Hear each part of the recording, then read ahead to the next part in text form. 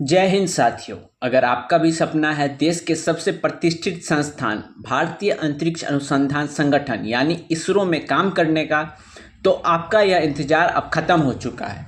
इसरो ने वर्ष 2026 के लिए एक बहुत ही शानदार भर्ती विज्ञापन जारी किया है।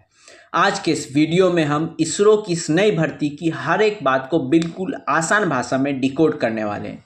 वीडियो को बिना स्किप किए अंत तक देखिएगा ताकि कोई भी महत्वपूर्ण जानकारी छूट ना जाए। तो चलिए शुरुआत करते हैं पहले और सबसे महत्वपूर्ण पॉइंट से। बात करते हैं इस भर्ती के तहत कुल कितने पद आए हैं और कौन कौन से रोल के लिए आवेदन मांगे गए हैं। इस बार इसरो ने कुल 174 रिक्तियां टोटल पोस्ट पर विज्ञापन निकाला है। इसमें अलग अलग पदों के लिए बम्पर भर्ती निकले हैं। सबसे पहले सहायक यानी कि असिस्टेंट के लिए कुल 113 पद हैं, जो देश के अलग अलग इसरो केंद्रों और स्वायत्त निकायों के लिए है।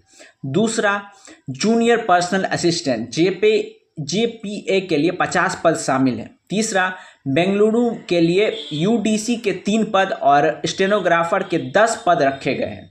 इसके अलावा अंतरिक्ष विभाग के अधीन आने वाले स्वायत्त निकायों के लिए भी सहायक और जेपीए के पद आरक्षित किए गए।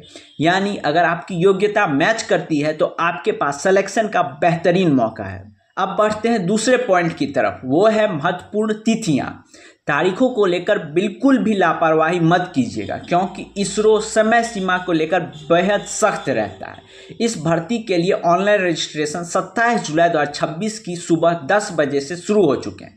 फॉर्म भरने और ऑनलाइन फीस जमा करने की अंतिम तारीख 16 अगस्त 2026 की रात 11:55 तक है।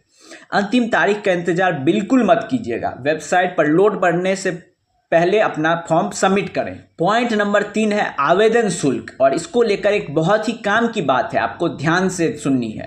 सभी पदों के लिए आवेदन शुल्क मात्र 100 रुपये है, लेकिन प्रक्रिया को पूरा करने के लिए शुरुआत में सभी उम्मीदवारों को प्रति आवेदन 500 का प्रोसेसिंग फी ऑनलाइन भरना होगा। अगर आप असिस्टेंट और जेपीए दोनों के लिए अलग अलग आवेदन करते हैं तो यह शुल्क 1000 होगी। सबसे बढ़िया बात क्या है, जो उम्मीदवार लिखित परीक्षा में शामिल होंगे उनका यह पैसा वापस कर दिया जाएगा।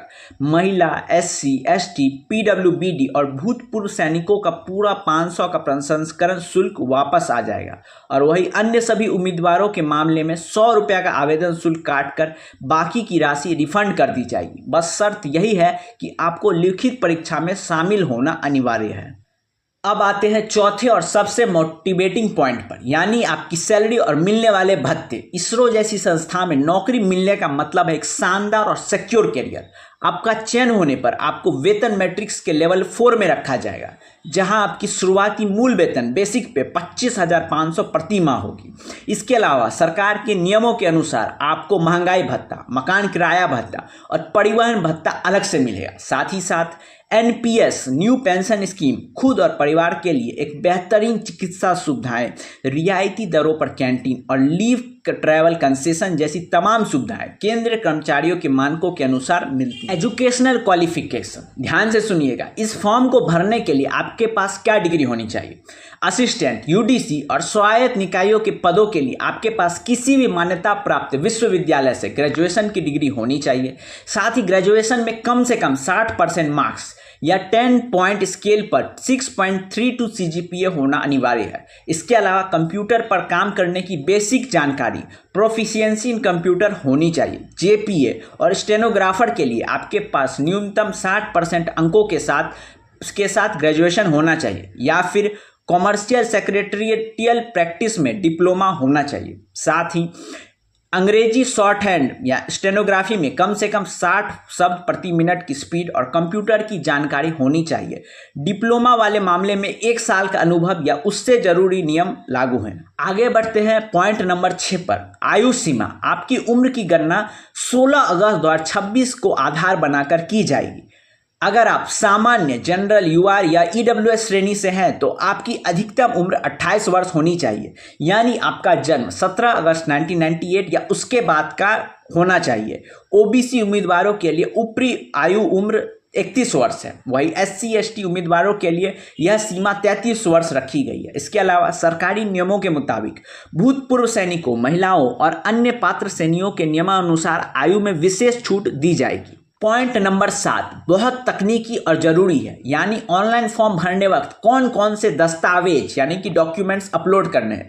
गलती मत कीजिएगा वरना फॉर्म रिजेक्ट हो सकता है। पासपोर्ट साइज फोटो, आपकी फोटो बिल्कुल हाल ही की 6 महीने से पुरानी नहीं और रंगीन होनी चाहिए। फोटो का बैकग्राउंड हल्के रंग या सफ़ेद होनी चाहिए। फाइल का साइज 50 KB से 100 KB के बीच .jpg या JPEG फॉर्मेट में होना चाहिए। आपका हस्ताक्षर यानी कि सिग्नेचर सफ़ेद कागज़ पर काले पेन से किए गए हस्ताक्षर होना चाहिए और उसको स्कैन करके अपलोड करना है। इस हस्ताक्षर का साइज 10 KB से 20 KB के बीच होना चाहिए। ध्यान रहे हस्ताक्षर कैपिटल लेटर में नहीं होना चाहिए। आरक्षण प्रमाण पत्र, अगर आप SC ST दिव्यांग या भूतपूर्व सैनिक हैं और फीस रिफंड का लाभ लेना चाहते हैं तो अपना बैच प्रमाण पत्र अपलोड करना होगा। बाकी मूल दस्तावेज आपको बाद में वेरिफिकेशन के समय दिखाने हैं। सिलेक्शन प्रोसेस, इसरो में सिलेक्शन पाना आसान नहीं है, लेकिन अगर आपकी रणनीति सही है तो मंजिल दूर भी नहीं है।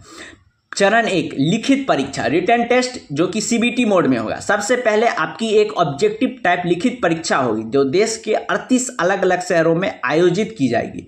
इसमें आप पास होने वाले उम्मीदवारों को आगे का मौका मिलेगा। चरण नंबर 2 स्किल टेस्ट, लिखित परीक्षा में प्रदर्शन के आधार पर जितनी वैकेंसी है उनके मुकाबले 1:1:5 के अनुपात यानी एक सीट पर 5 उम्मीदवार के हिसाब से छात्रों को कौशल परीक्षा के लिए शॉर्टलिस्ट किया जाएगा।